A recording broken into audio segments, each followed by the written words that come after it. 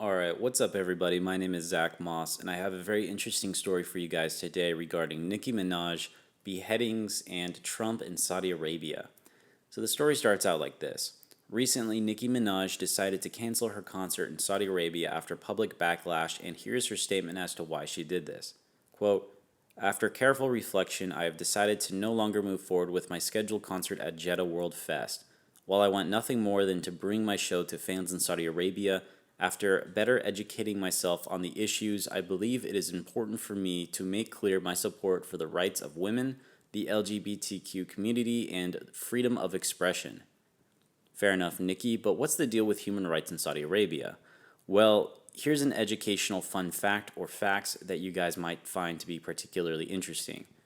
Number one, in 4 months back in 2018, Saudi Arabia beheaded, yes, beheaded, similar to ISIS, 48 people, half of which were from nonviolent drug charges according to Human Rights Watch. Number two, capital punishments including beheadings and 1,000 lashings are used for things like sorcery and witchcraft. And that is correct. They're punishing people for sorcery and witchcraft. Number three, 13 million people in Yemen are on the verge of the worst famine in 100 years because Saudi Arabia is waging a genocide against the Yemeni people.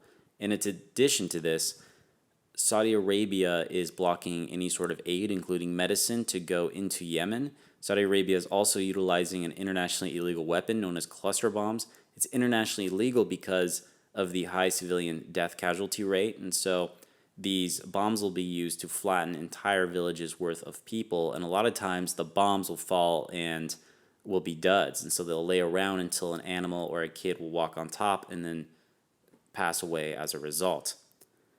And number four, torturing activists. According to Human Rights Watch, the Saudi Arabian government tortures activists including electric shock, whippings, and sexual assault.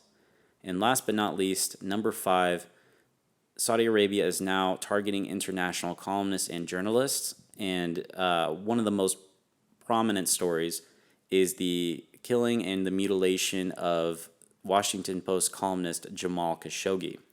Now, the story doesn't actually end there. Recently, Republican James Rich of Idaho just proposed legislation to review the U.S. relationship with Saudi Arabia.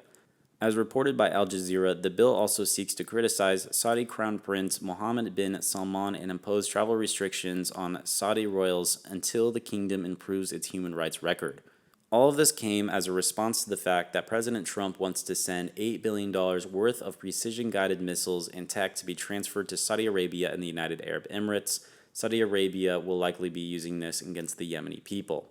Anyway, that's all I have for you guys today. Hopefully you found this video to be particularly interesting, and I'll be coming out with other videos in the upcoming days. I apologize if there's any sort of audio difficulties. I'm still working out some bugs. Anyway, I will talk to you all later.